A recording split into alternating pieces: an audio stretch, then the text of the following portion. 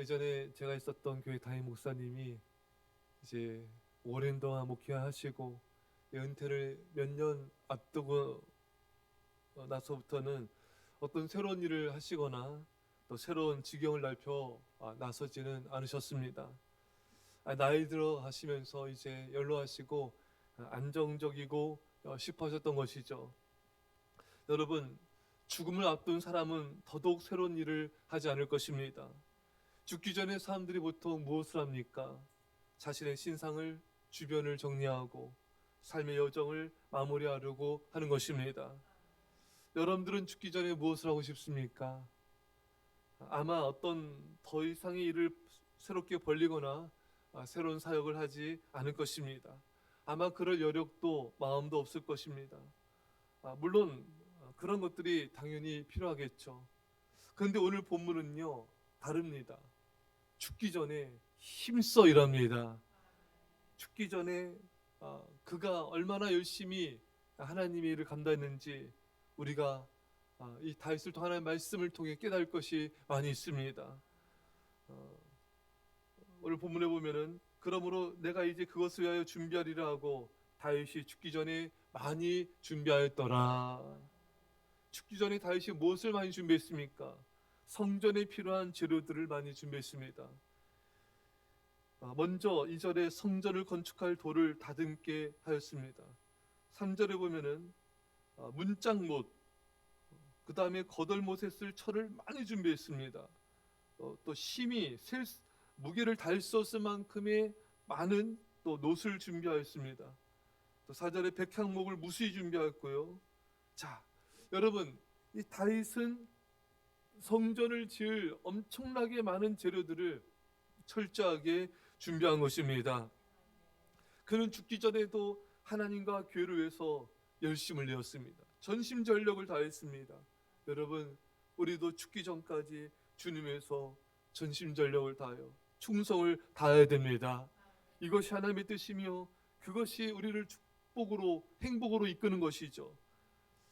여러분, 다윗이요 얼마나 노년까지도 하나님께서 많은 축복과 또 부귀와 영화를 누리게 하시고 평안하게 하신지 모릅니다.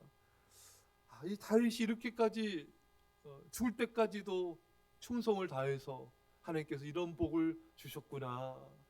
전 다윗을 보면서 이런 복을 우리가 누려야 되겠다. 죽을 때까지도 평안하고 죽을 때까지도 정말 하나님의 축복을 누리고 죽을 때까지도 하나님 앞에 쓰임받는 이 복을 우리가 누릴 수 있기를 축원합니다. 그래서 여러분, 우리가요 다짐하셔야 돼요. 주님, 저도 죽을 때까지 주님께 충성을 다하게 하여 주십시오. 정말 죽을 때까지 하나님께 전심전력을 다하게 해 주십시오. 그 하나님께서 우리는 그렇게 죽을 때까지 우리 믿음을 지켜주시고 건강을 지켜주실 거예요. 그러니까 네가 충성하느냐? 네가 그 일을 감당하도록 내가 건강과 물질과 능력과 모든 걸 더하여 주리라. 할렐루야. 얼마나 여러분 이것이 감사한 것입니까? 여러분, 사람이요 일을 그만뒀을 때 또 금방 는 걸 보게 돼요. 삶의 의욕도 사라지는 것도 많이 보게 됩니다. 여러분, 우리는 주님 나아가는 그날까지 주님의 일을 하는 것이 얼마나 큰 축복인지 알아야 된 것입니다. 그것이 우리를 건강하게 해주고 삶의 의욕과 소망을 주고 우리 안전을 지켜주며 축복을 가져다 주는 것입니다. 여러분, 주님의 일을 이렇게 할 수 있다는 것은요 가장 큰 영광이고 축복이고 특권입니다. 조지 필드의 말처럼 썩어 없어지느니 닳아서 없어지리라. 우리가 여러분 주님의 일을 하지 않으면은 그냥 죽는 날만 기다리는 거예요. 그냥 우리 몸이 썩어 없어지는 것밖에 더 되겠습니까, 여러분? 하지만 우리가 주님께 충성을 다해 주를 위해서 닳아서 없어지는 인생을 살아야 되는 것입니다. 많은 사람들이 살아있지만 죽어있는 자들이 참 많아요. 하지만 여러분, 우리는 그런 자가 돼서 안 됩니다. 정말 진정 살아있는 사람, 주님을 마지막 순간까지 사랑하고 충성하며 헌신하는 믿음으로 충성하는 그런 주의 백성 되시기를 축원합니다. 자, 다윗은요 오늘 본문에 성전 건축하기를 부탁하여 다윗은 솔로몬에게 아들에게 성전 건축의 사명을 말합니다. 솔로몬이 감당해야 될 사명을 부탁하고 있어요. 여러분, 우리가 다음 시간에 또 자세히 한번 보기 원하는데 자녀들에게 사명을 가르쳐야 돼요. 성전을 건축하며 성전을 섬기는 것을 사명으로 가르쳐야 됩니다. 교회를 섬기는 충성된 일꾼이 되어야 됨을 가르쳐야 됩니다. 근데 요즘에 많은 부모들은 자녀에게 공부, 학원, 성적, 입시 등은 말하며 가르쳐도 하나님의 사명을 이루고 하나님의 성전을 섬겨야 되는지 가르치는 것은, 그런 부모는 매우 드문 것입니다. 이것이 얼마나 잘못된 것입니까? 자녀에게 제대로 된 신앙교육과 사명을 가르침이 없기에 자녀들이 세상적으로 살아가고 우상을 섬기며 하나님을 멀리하다가 얼마나 많은 고통과 환난을 겪는 것을 우리는 보고 있지 않습니까? 자녀가 하나님 앞에서 품어야 될 비전, 사명을 갖도록 도와주셔야 됩니다. 성경에 묵시가 없으면 백성들이 방자행한다 했습니다. 비전, 꿈이 없는 사람은 망한다 했습니다.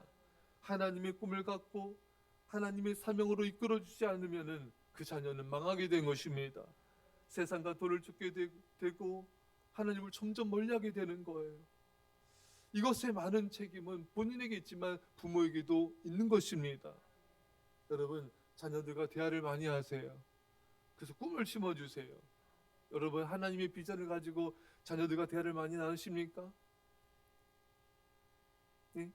자녀들이 하나님의 꿈을 가질 수 있도록 이렇게 솔로몬처럼 사명도 넣어주고 꿈도 이야기해주고, 이런 대화를 자녀들과 자연스럽게 계속해서 많은 얘기를 나눠야 돼요. 하나님의 꿈을 가진 자녀는 세상을 이깁니다. 하나님의 비전을 가진 자녀는 사탄과 죄를 이기는 것입니다. 다윗처럼 자녀들에게 성전을 섬기는 사명과 하나님의 꿈을 심어주어서 믿음의 길을 가며 승리하도록 이끌어주는 부모가 되시기를 간절히 축원합니다. 성전 건축하기를 부탁하여 다윗은 아버지의 뒤를 이어 솔로몬이 아버지의 사명을 이어받아 완성하기를 부탁하였습니다. 여러분, 우리 여기 아이들이 있는데 부모님이 이제 죽잖아요. 나중에 그럼 그 사명 이어받아야 돼요.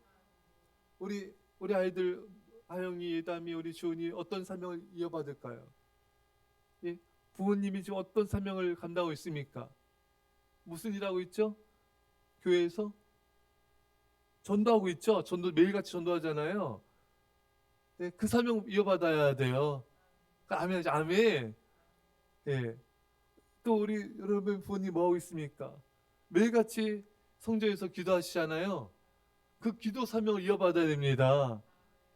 지금 마음에 드세요? 예? 그 사명 이어받아야 돼요.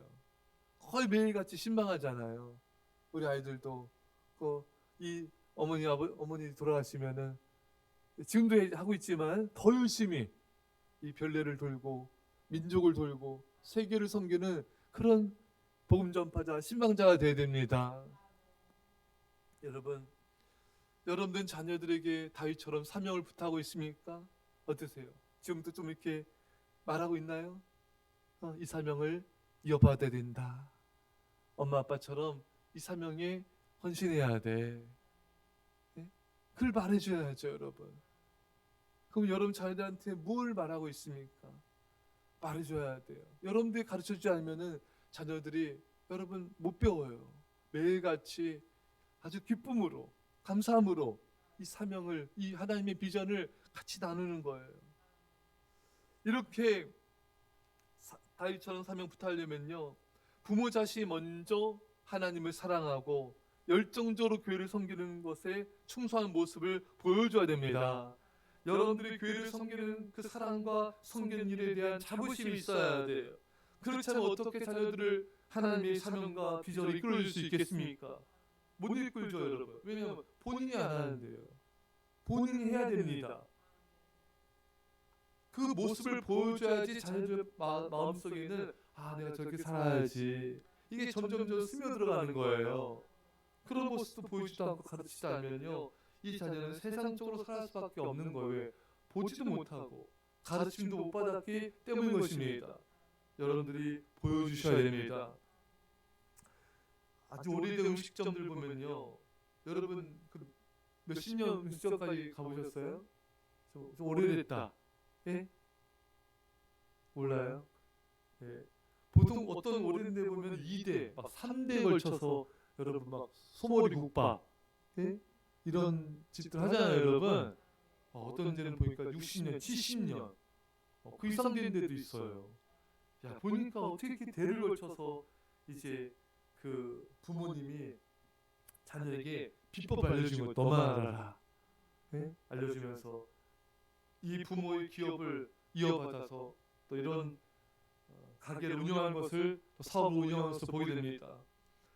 여러분, 이런 분들은요, 그 부모님들이 음식 만드는 것에 대한 굉장한 자부심과 열정이 있음을 보게 됩니다. 자녀들에게도 뜨거운 열정 가지고 그 비법을 전수한 것을 보게 되는 것입니다.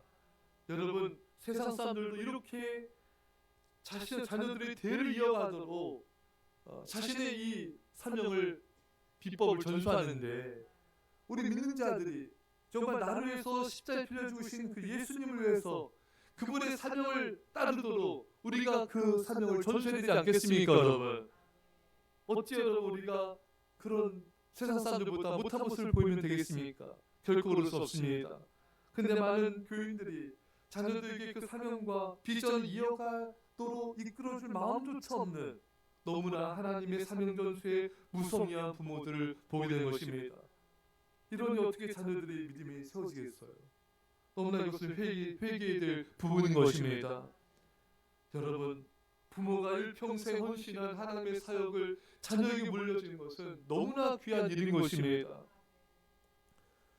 너무나 귀한 것이에요. 제가 김준호 선교사님께 기도제에 보면요, 자녀들도 몸과 마음과 영혼이 건강한 이런 선교사로, 이런 일꾼으로 리더십을 발휘한 자녀로 세워지도록 기도 부탁하는 거 보면서 참 멋있더라고요.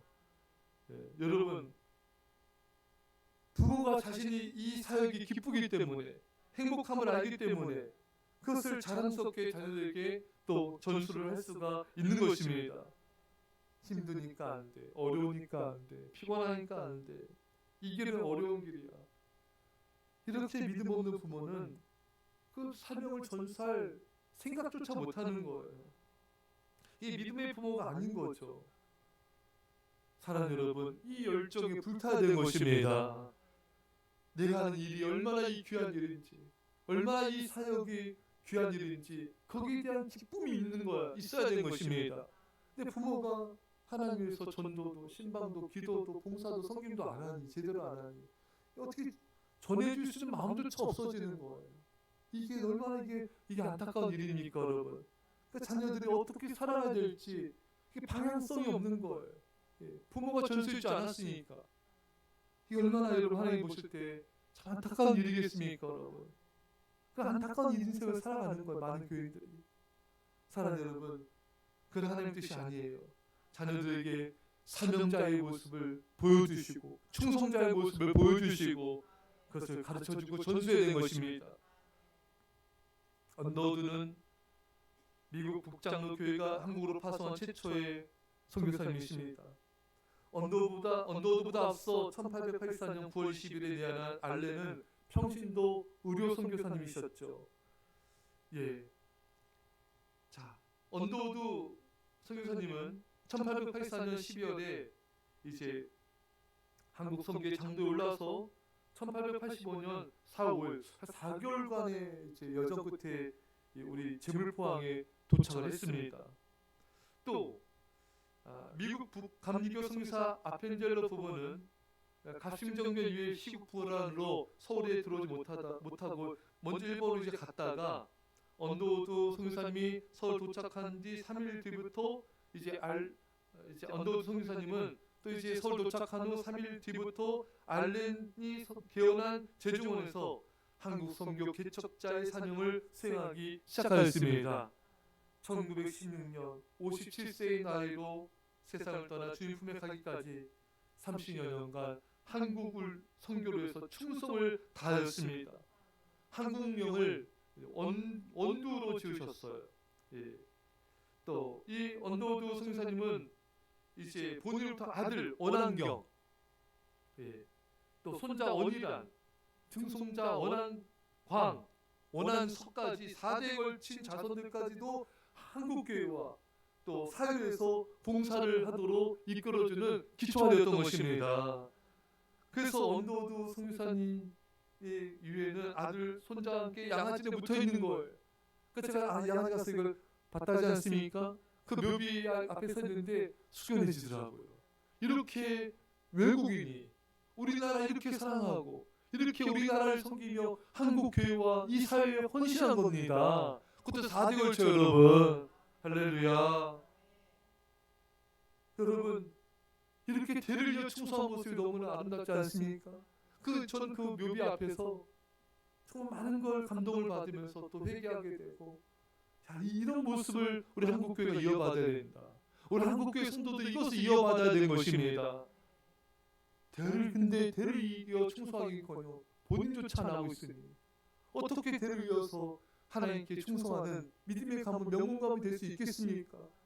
너무나 많은 세월들을 세상에 낭비하고 자기 자신에서 살아가면서 인생을 낭비하고 있는 거예요. 이게 얼마나 불행한 일입니까, 여러분? 여러분 가장 큰 축복은 주님께 충성한 삶을 살아가는 것입니다. 할렐루야. 이게 가장 하나님께서 우리에게 주시는 큰 축복이자 영광인 것이에요. 이 축복과 영광을 모르고 자기 자신과 세상과 물질에서 살아가는 모습을 볼 때 하나님 아버지께서 얼마나 안타까웠겠습니까? 사랑하는 여러분, 이제라도 빨리 인생을 돌이키셔야 돼요. 우리 하루를 돌아봐야 됩니다. 우리의 한 주간을 돌아봐야, 내가 주님께 어떻게 충성하고 있는가, 몇 시간을 드리고 있는가. 거의 없는 교인들이 대부분이에요. 그냥 예배 잠깐 드리고 기도 좀 하고, 이게 이렇게만 살면 안 돼요.